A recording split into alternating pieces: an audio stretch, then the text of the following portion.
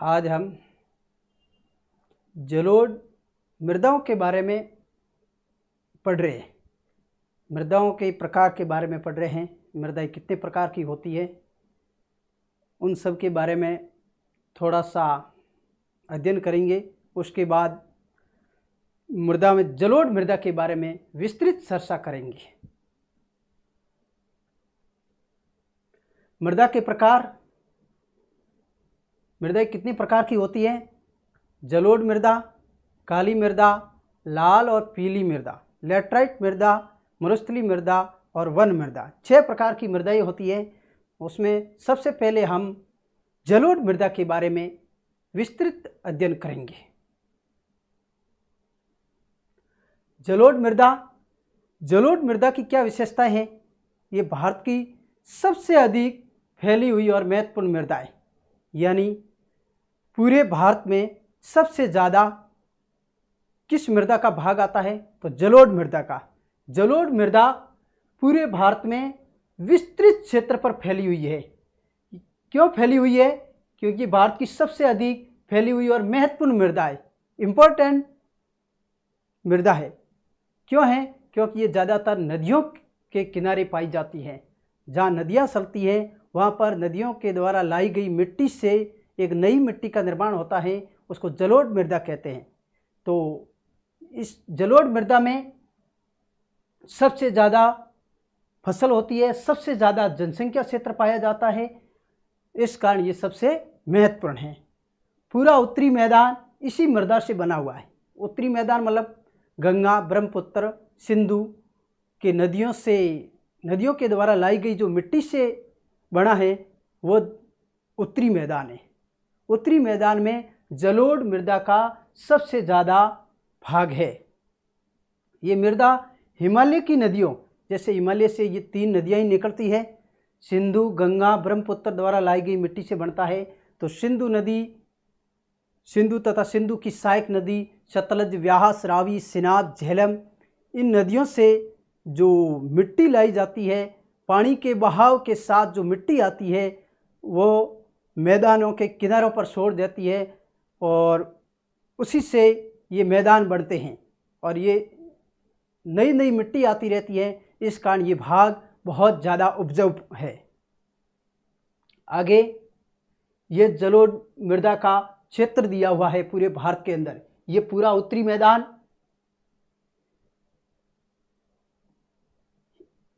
ये भाग उत्तरी मैदान है, ये पूरा जलोढ़ क्षेत्र। क्योंकि ये सिंधु, गंगा, ब्रह्मपुत्र नदियाँ इन्हीं उत्तरी मैदानों में चलती है। ये चीन से सिंधु नदी, ब्रह्मपुत्र नदी और ये गंगा नदी अपने भारत से ही निकलती है। तो ये यहाँ से जो क्षेत्र, यहाँ से जो नदियाँ चलती है, जैसे चीन से यहाँ से नदियाँ निकलती है, नदियों के किनारे वाला ये भाग, ये पूरा उत्तरी मैदान है। ये आगे बंगाल की खाड़ी में गिरती है तो यहाँ से होकर ये इधर जाती है।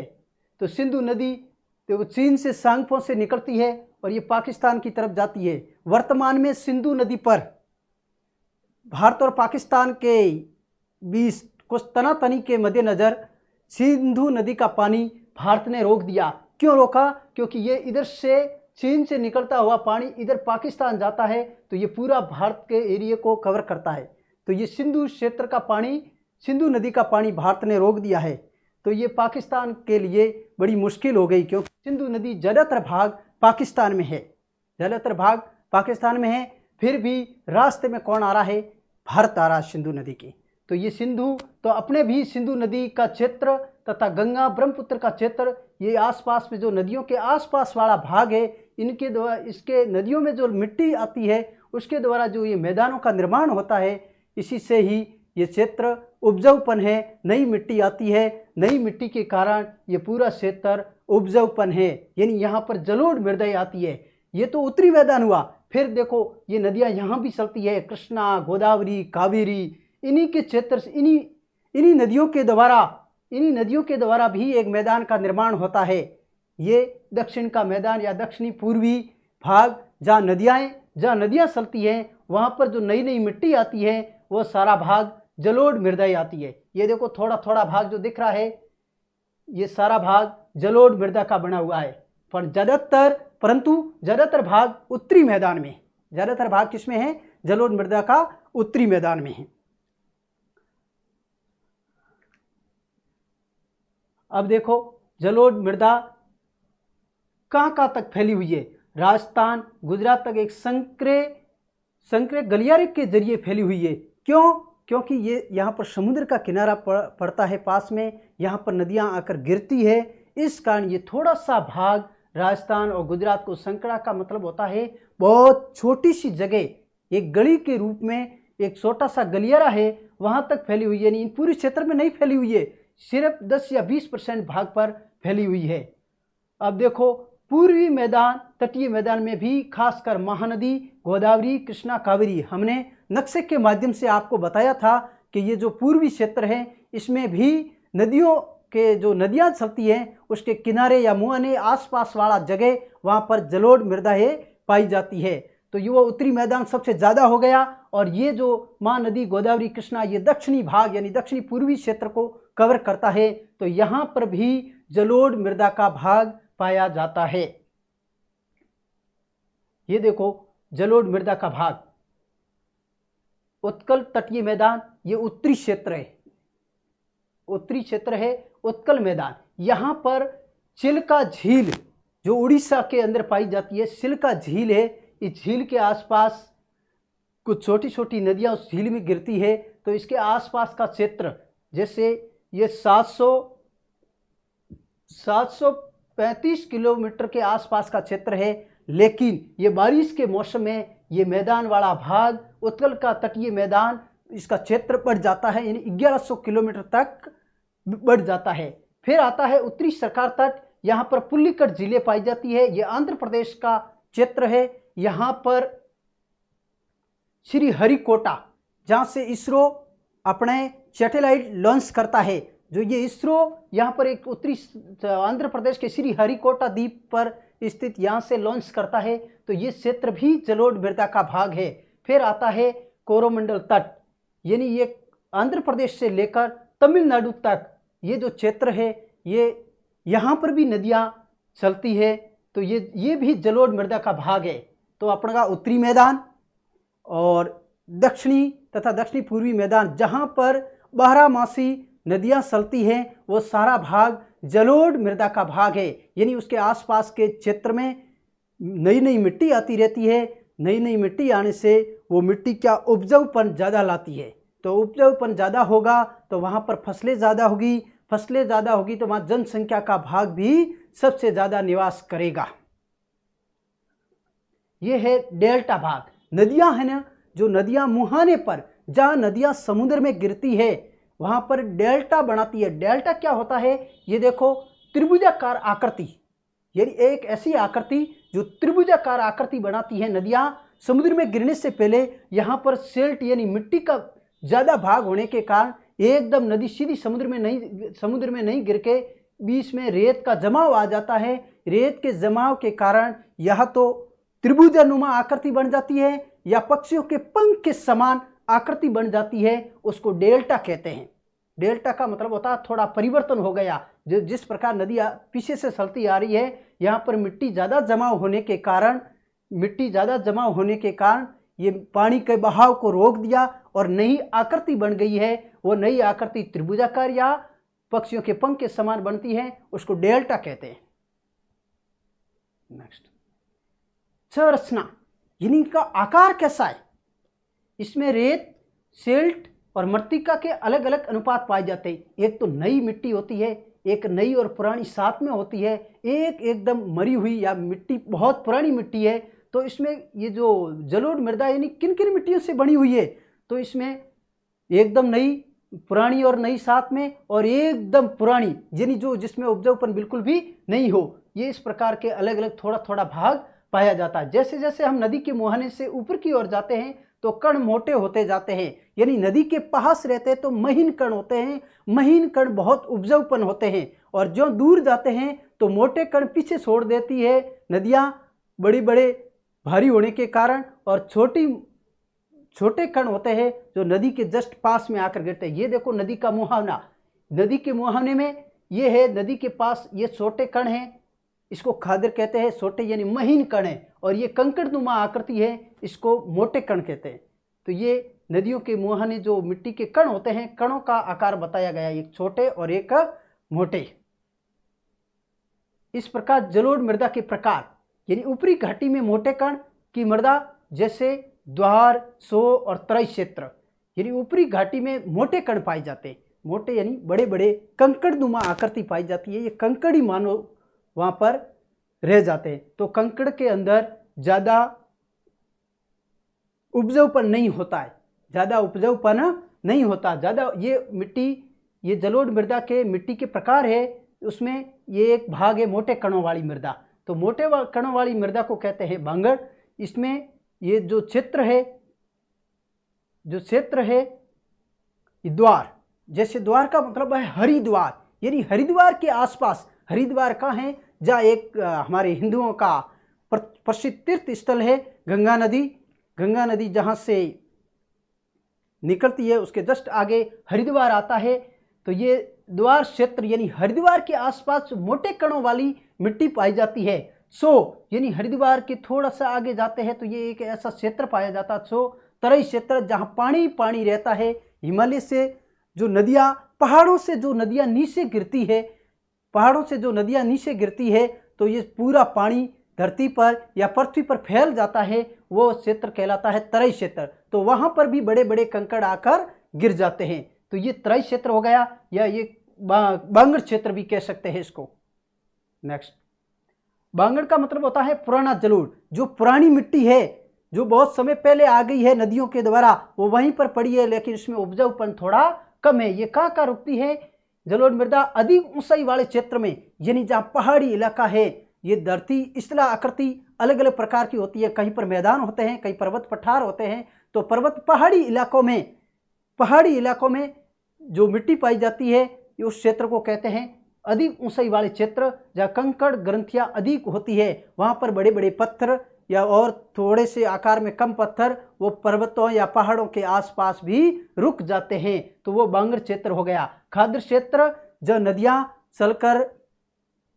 चलकर समुद्र में गिरती है, उनसे पहले नदी के मुहाने पर जब नदी में रेत की मात्रा भर जाती है, तो वो किनारों पर थोड़ी थोड़ी रेत छोड़ देती है। ज़्यादातर रेत नदी के मुहाने यानी समुद्र में गिरने से पहले वहाँ पर ज़्यादा जमाव होती है, तो वो जलोढ़ मृदा है। वहाँ पर महीन कण आते हैं, महीन मतलब छोटे छोटे कण होते हैं, जो बहुत उपजाऊपन होता है।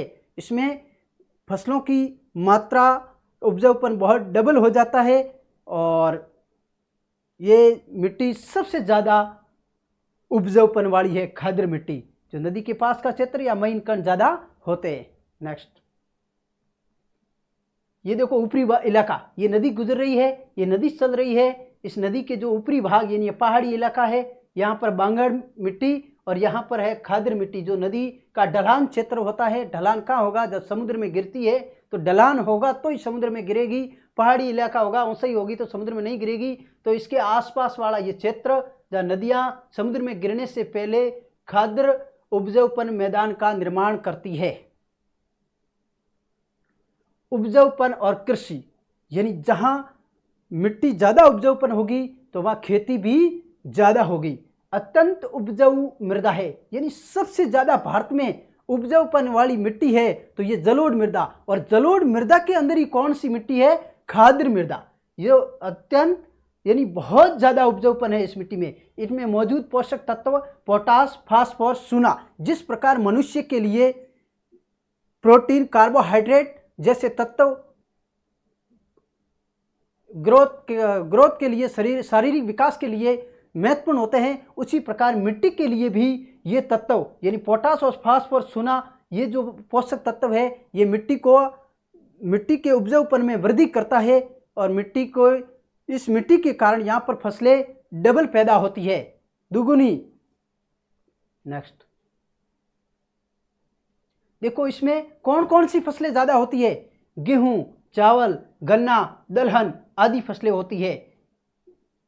यहाँ गहन कृषि की जाती है और जनसंख्या घनत्व अधिक होता है। गहन कृषि का मतलब होता है छोटे से क्षेत्र पर बहुत ज़्यादा फसल होती है, यानी एक छोटे से भाग पर बहुत ज़्यादा फसलें प्राप्त करना। जब बहुत ज़्यादा फसलें कैसे प्राप्त होगी, जब मिट्टी उपजाऊपन ज़्यादा होगा तो अपन 1 हेक्टर के अंदर 50-50 क्विंटल जैसे गेहूँ है, चावल है, प्राप्त कर सकते हैं। यानी छोटे से क्षेत्र पर बहुत अधिक फसलें या फसलों में वृद्धि या अलग अलग प्रकार की फसलें बो सकते हैं और फसलों को बढ़ावा दे सकते हैं। इस प्रकार ये गहन कृषि होती है। और जहाँ पर गहन कृषि कहाँ होगी, जहाँ फसलें ज़्यादा होगी तो वहाँ ऑटोमेटिक जनसंख्या भी ज़्यादा निवास करेगी। जनसंख्या घनत्व यानी 1 किलोमीटर प्रति वर्ग किलोमीटर में रहने वाले लोगों की संख्या, यानी यहाँ पर बाकी वाले भारत में जनसंख्या की तुलना में सबसे ज़्यादा जनसंख्या यहाँ निवास करती है। इसका कारण क्या है, यहाँ पानी मिल जाता है, फसल मिल जाती है और फसल भी दुगुनी गति से मिलती है, यानी बहुत ज़्यादा फसल पैदा होती है। जब फसल ज़्यादा होगी तो आमदनी भी ज़्यादा होगी। तो हर कोई यही चाहता है कि अपना जीवन स्तर ऊंचा उठे। जब आमदनी ज़्यादा होगी, जहाँ पर स्रोत जो ऐसे रिसोर्स या स्रोत होते हैं, हर सुविधाएं प्राप्त होती है, वहाँ पर लोग ज़्यादा निवास करना पसंद करते हैं। तो ये जलोढ़ मृदा वाले क्षेत्रों में सबसे ज़्यादा जनसंख्या पाई जाती है और यहाँ पर गेहूँ भी सबसे ज़्यादा होता है। जैसे वर्तमान में गेहूँ कहाँ सबसे ज़्यादा होता है, पंजाब, हरियाणा, उत्तर प्रदेश, यानी सबसे ज़्यादा उत्तर प्रदेश में होता है। फिर अब धीरे धीरे टेक्नोलॉजी या अन्य कई प्रकार की मशीनीकरण आने से पंजाब क्षेत्र में भी गेहूँ को बहुत ज़्यादा बढ़ावा दिया जा रहा है, यानी गेहूँ यूपी से भी आगे बढ़ रहा है। चावल भी सबसे ज़्यादा कहाँ होते हैं, पंजाब और हरियाणा, क्योंकि ये उत्तरी क्षेत्र है, उत्तरी मैदान है। उत्तरी मैदान हमेशा जलोढ़ यानी नदियों के आसपास का क्षेत्र जलोढ़ मृदा से बना हुआ है, इस कारण यहाँ सबसे ज़्यादा चावल होते हैं। गन्ने से क्या क्या चीज़ बनती है, गन्ने से गुड़ बनता है, गन्ने से शक्कर बनती है, गन्ने से पेय पदार्थ बन सकता है। और ये गन्ना एक ऐसी खेती है जो लगभग 1 साल तक इसको तैयार होने में 1 साल लगता है। तो ये गन्ना भी जहाँ पर उपजाऊपन ज़्यादा होगा वहाँ गन्ना होगा। दलहन का मतलब होता है दालें। तो दालें भी जहाँ मिट्टी उपजाऊ होगी वहाँ पर किसी भी प्रकार की फसल प्राप्त की जा सकती है, लेकिन ज़्यादातर फसल गेहूँ, चावल, गन्ना और दलहन आदि यानी और भी कई फसलें प्राप्त की जा सकती हैं। नेक्स्ट, सूखे क्षेत्रों की जलोढ़ मृदा। जैसे सूखे क्षेत्रों में नदियाँ बहुत कम चलती है, कभी कभार बारिश के मौसम में नदियाँ चलती है, तो उन नदियों के द्वारा जो क्षेत्र जिस समय नदियाँ चलती है उस समय थोड़ी सी मिट्टी की मात्रा साथ में लाती है, तो वहाँ पर थोड़ा सा जलोढ़ मृदा का निर्माण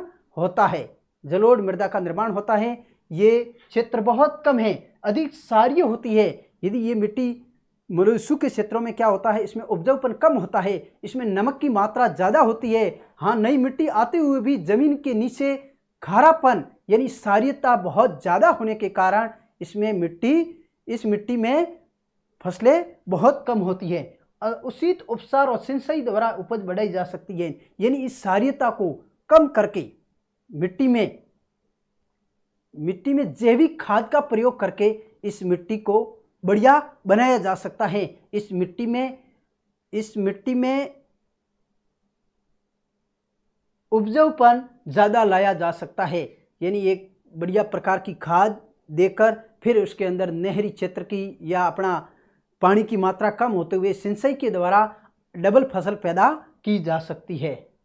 नेक्स्ट, आज हम बच्चे जो इतना पढ़ लिया है, अब क्विज है, ये उत्तर देने हैं। क्या आपने पाया, क्या याद रहा, क्या आपने जो इतनी देर तक पढ़ाया उसमें क्या समझ में आया, उसके बारे में ये क्विज है जो आपको बतानी है।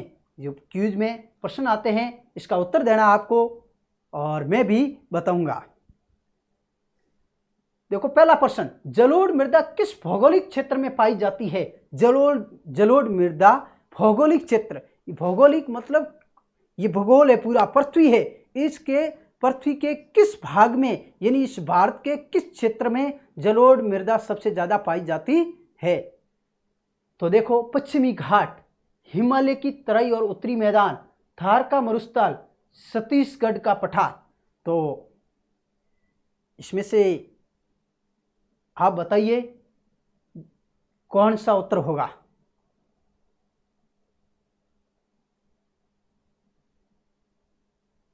इंतजार करता हूं आपके उत्तर का।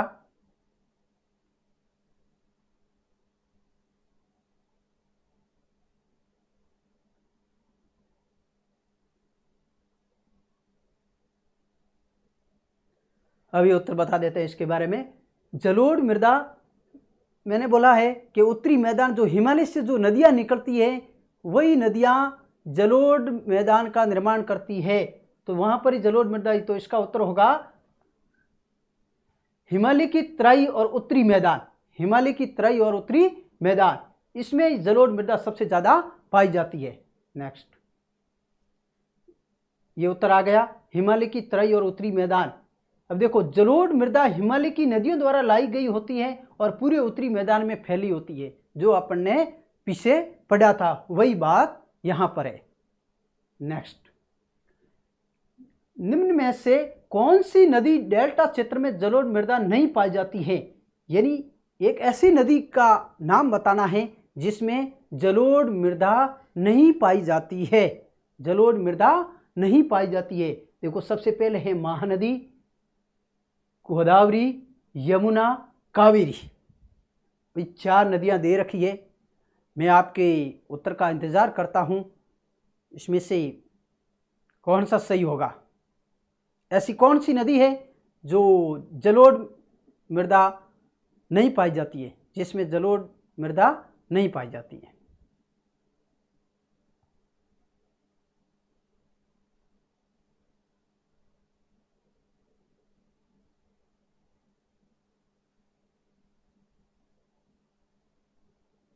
अब आपका इंतजार हुआ खत्म।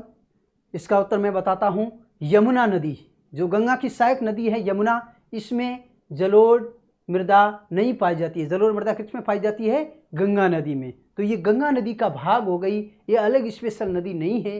इस कारण यमुना नदी, ये इसमें जलोढ़ मृदा नहीं पाई जाती है। अब उत्तर देखते हैं आगे। देखो, यमुना नदी, यमुना नदी डेल्टा नहीं बनाती है, जबकि बाकी सभी नदियां डेल्टा क्षेत्र में जलोढ़ मृदा जमा करती है। ये यमुना नदी त्रिभुजाकार जैसी आकृति नहीं बनाती है, इसके अंदर मिट्टी की मात्रा बहुत कम है, इस कारण ये डेल्टा नहीं बनाती है। बांगर और खादर मृदा में प्रमुख अंतर क्या है? यानी ये इसमें फर्क क्या है? खादर में कंकर अधिक होते हैं, बांगर मृदा नदी के बहुत पास होती है। खादर मृदा में महीन कण अधिक होते हैं। दोनों एक ही प्रकार की मृदा है। आप बताइए इसमें से कौन सा सही उत्तर है?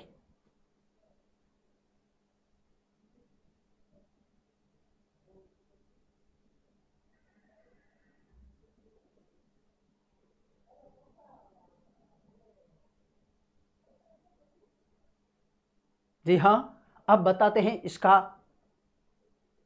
उत्तर। खादर में कंकर अधिक होते हैं, बिल्कुल गलत है। खादर में कंकर अधिक नहीं होते। बांगर मृदा नदी के बहुत पास होती है, ये भी गलत है, क्योंकि खादर मृदा नदी के बिल्कुल पास होती है। खादर मृदा में महीन कण अधिक होते हैं,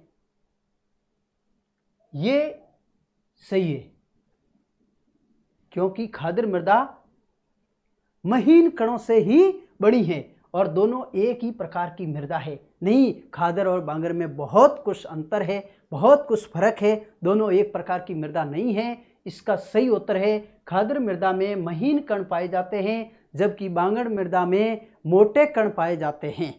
तो इसका उत्तर होगा सी, खादर मृदा में महीन कण अधिक होते हैं। बांगर मृदा पुरानी ऊंची मृदा है, यानी ये ऊंचे इलाकों में, पहाड़ी क्षेत्रों में पाई जाती हैं, जिसमें कंकड़ अधिक होते हैं, जबकि खादर नदी के पास पाई जाती है, इसमें अधिक उपजाऊपन होता है, जो नदियों के मुहानों पर पाई जाती है। सबसे ज़्यादा महत्वपूर्ण मिट्टी खादरी है।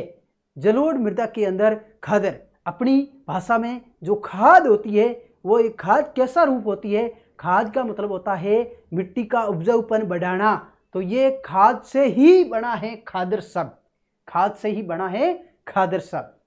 नेक्स्ट, जलोढ़ मृदा में कौन से पोषक तत्व अधिक मात्रा में पाए जाते हैं? जलोढ़ मृदा में जिस प्रकार मैंने पिछले चर्चा में बताया था, मनुष्य की शारीरिक वृद्धि के लिए प्रोटीन, कार्बोहाइड्रेट जैसे पोषक तत्व होते हैं, उसी प्रकार मिट्टी में भी उपजाऊपन में वृद्धि करने के लिए भी पोषक तत्व होते हैं। तो वो कौन कौन से पोषक तत्व होते हैं?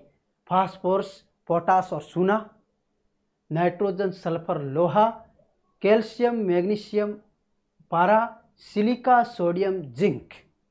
अब मैं आपके इस उत्तर का इंतजार करता हूं कि आपको कितना याद हुआ है। इसका सही उत्तर आपसे ही जानूंगा।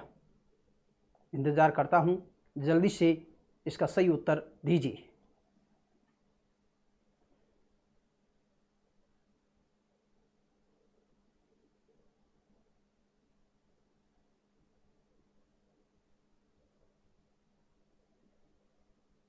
इसका सही उत्तर है ए, फास्फोरस, पोटास और चूना। जो आपने स्पष्ट रूप से पीछे पढ़ा था, यही है जो जलोढ़ मृदा के पोषक तत्वों को बढ़ावा देता है। यानी मिट्टी का उपजाऊपन सबसे ज्यादा इन्हीं तत्वों के कारण ही होता है। फास्फोरस, पोटास और चूना सही पोषक तत्व, यही पोषक तत्व जलोढ़ मृदा को अत्यधिक उपजाऊपन पैदा करते हैं या बनाते हैं। नेक्स्ट,